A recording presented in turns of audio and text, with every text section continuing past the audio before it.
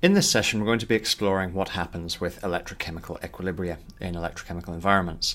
So we're thinking about electrochemistry at equilibrium. Our general method for exploring electrochemistry is to consider what happens at these equilibria. So firstly, we establish this electrochemical equilibrium, and then we disturb this equilibrium by applying an external potential. Now, an electrochemical equilibrium is not the same as a chemical equilibrium, but the definition is we're looking at no net current flowing across the interface. So if we look at what's going on in this interface here, there will be a continuous exchange, a constant exchange of electrons, but there is no net current flowing. So this is a dynamic equilibrium.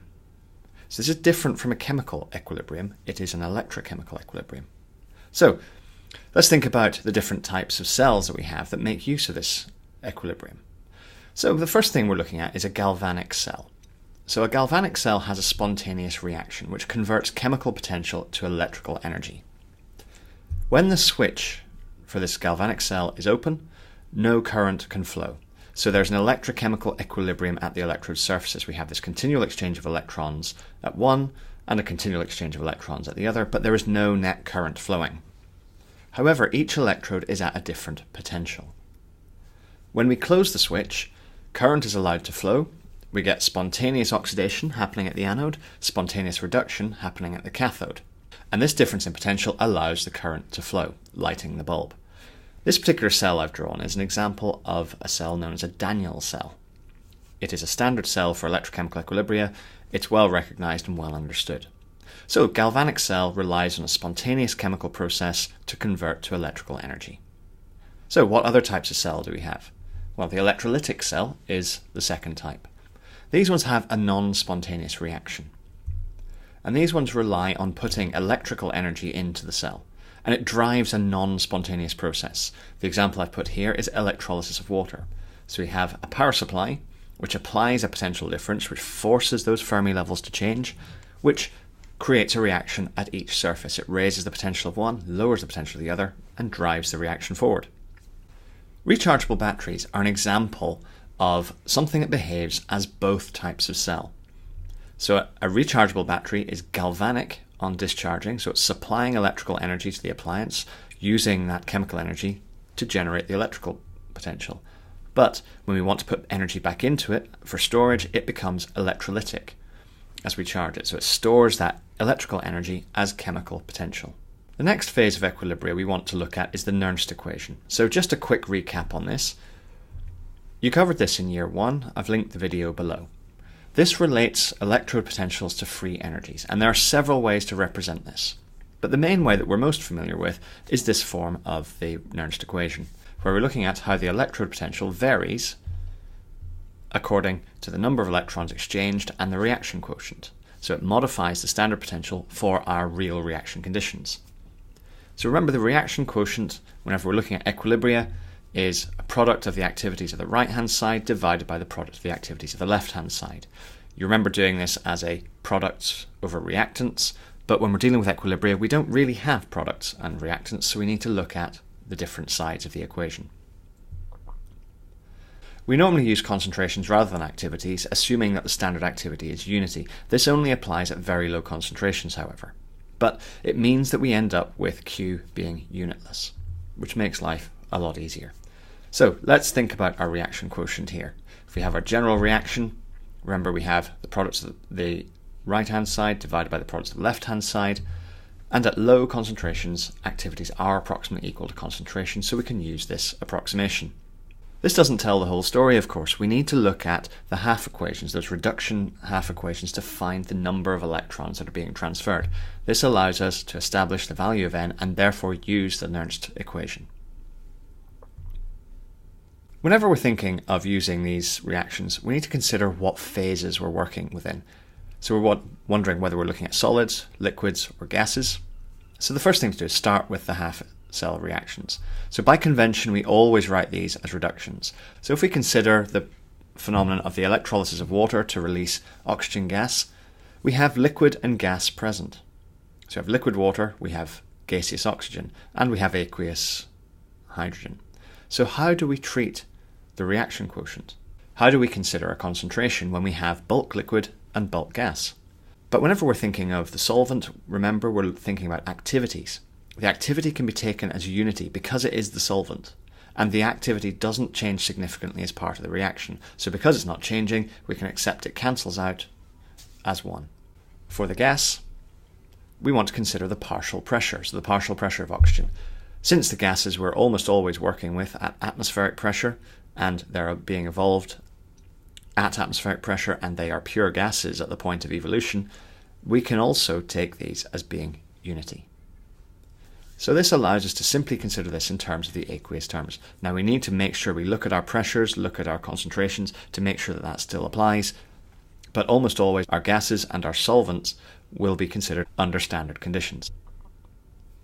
So let's apply the Nernst equation to a full cell. So using this, we can predict the variation of cell potentials, the spontaneous direction of reaction, free energy change. Okay, this is a recap from what you've done before. So let's think about the technique that we're going to use. So the first thing we need to do is we need to write down the cell.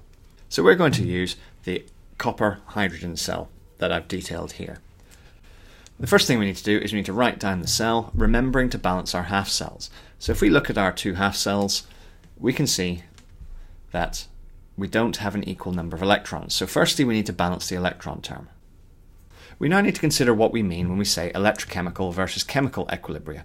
Electrochemical equilibria, as we said, has no net current and are the conditions for measuring cell potential. That electrochemical equilibrium has to be present, otherwise we're not able to measure a cell potential. When we set up our cell like this, our voltmeter has to have a very high internal resistance so that we don't get any current flowing. So we don't allow current to flow, therefore we've got electrochemical equilibria at both electrodes. That allows us to measure that cell potential. Chemical equilibrium, however, requires a slightly different definition. It requires that the delta G for the entire process is 0. So remember that delta G is minus NFE. That means that the cell potential overall has to be 0. But if we allow current to flow, the cell potential is clearly not 0, so we need to reach a different state. So a galvanic cell at equilibrium, remember a galvanic cell is where we have a spontaneous current flowing. At chemical equilibrium, the cell potential will be 0, which means Q equals K. So the reaction quotient is the equilibrium constant. We can use this equilibrium constant because it's related to the standard cell potential anyway. What this allows us to do is it allows us to predict an equilibrium constant from a measured standard potential. So we can get at the equilibrium constant by using the cell potential, which is not measured at chemical equilibrium. So what does this mean? Well, we can find K. Let's consider an equilibrium such as this one, where we have the solvation of silver bromide. It's a sparingly soluble salt. So being able to measure this solubility product, so essentially the equilibrium product for this dissolution, becomes very tricky because we have a very low solubility. So how do we predict it? Well, once again, we can use electrochemistry. So we can use electrochemical potentials to generate a reaction, and we can work backwards from that to determine our equilibrium constant for this dissolution. So these are the 2 cells that we're interested in, and we just apply the same rules as we did before. We combine these to make the original equation and identify the standard electrode potential for that reaction. Now the key thing is that the overall reaction is not a redox process. This cell is purely hypothetical. So the cell isn't actually real, but we use it for the purposes of this investigation. So once again, let's revisit the copper hydrogen cell. We spoke a little bit about what's the sound of one hand clapping. Remember, we can't measure these things in isolation. So every half cell is measured relative to that standard hydrogen electrode. But what does the standard electrode potential actually mean for a half cell? What meaning do we ascribe it? Well, fundamentally, it's a balance point. It's not saying that it is 0.34 volts to drive copper in this direction. It's saying that the copper half cell is 0.34 volts more positive than the standard hydrogen electrode. It's just a relative measurement. So it shows the potential that we would need to apply to switch from galvanic to electrolytic cell behavior. If we want to look at how other half cells compare, we need to think about free energies. We can pretty much measure anything we wish, but it's important that we consider free energies. It's not always possible to directly compare electrode potentials.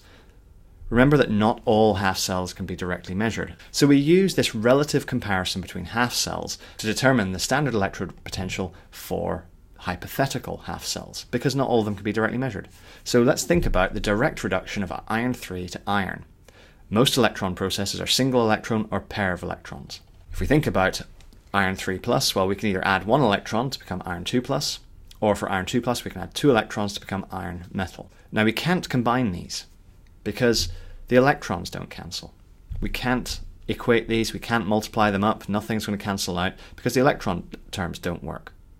We can't double this first one because then we'd end up with 2 Fe3 plus and 2 Fe2 plus. We would just end up with 3 iron species in our final equation. So, because the electrons don't cancel, we have to use free energies. We convert these electrode potentials into free energies for each process. So what we do is we simply add both of them together to obtain the overall equation, and then we add the free energies together. So you can see if we add these together, the iron 2 terms cancel out, we gain an electron, and that gives us the overall cell equation here. Okay, but what do we do in terms of the free energies? Well, we just simply work out the free energy for each of them.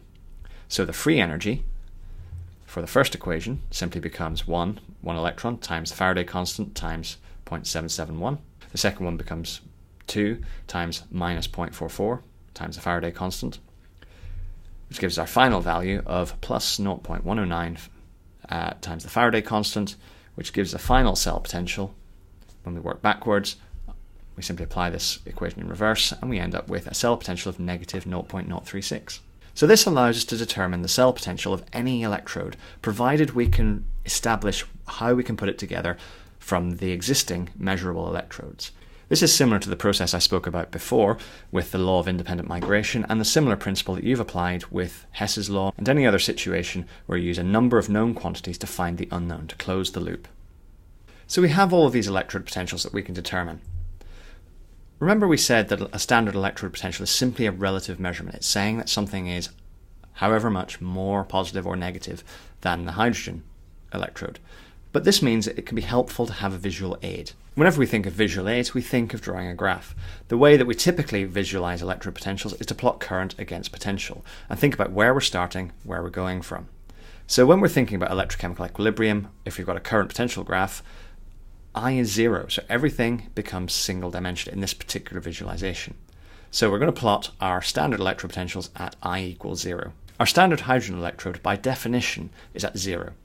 So this is assuming standard conditions where the activity of hydrogen is 1, the partial pressure of hydrogen is 1. Let's look at the copper electrode that we spoke about. So once again, let's say we've got an activity of 1. This is standard conditions, remember, and we have our standard potential marked at 0.34 volts. Our silver electrode, again, standard conditions, has a more positive potential. So what we're saying is that both of these are positive relative to the standard hydrogen electrode, but we're saying now that our silver chloride is 0.46 volts more positive than our copper. Likewise, our copper is 0.46 volts more negative than our silver electrode. These are simply just relative measures, and this graph helps us visualize them. If we change our concentration from standard conditions, we'll get a different potential. So if we take the silver chloride and we reduce the concentration, we find we reduce it to 1 millimolar. We find that applying the Nernst equation, we end up with a drop in our cell potential to 0.62 volts. This is still more positive than our copper electrode. So our overall cell potential we would find by simply finding the difference between the two. In terms of trying to predict what's going on here, if we draw a graph like this, one way to remember it is that whatever is on the right is the species being reduced. So in this cell, we would expect the silver cation to be reduced, while the species on the left, we would expect copper metal to be oxidized to copper 2+. And this gives us a simple way of picturing what's going on. If we then allow a current to flow, we can then apply an external voltage to drive a reaction in a particular direction that we wish. So if we apply a higher voltage, remember this raises and lowers the electrode potentials and drives the reaction a different way. To summarize electrode potentials, it's always helpful to have a visual aid. Our standard cell potential for any system will never change. It's measured under standard conditions. And fundamentally, free energy still govern all processes. Only the free energy can be used to predict the direction of spontaneity. So whenever we have our cell, we would need to formally convert to a free energy to determine the direction of spontaneous change. And concentration has a big effect on cell potentials. So everything's under standard conditions, but the minute we change that concentration, we get a different cell potential. These visual representations can be really helpful to work out what's going on, because sometimes a quick sketch can allow us to just discombobulate the mathematics going on.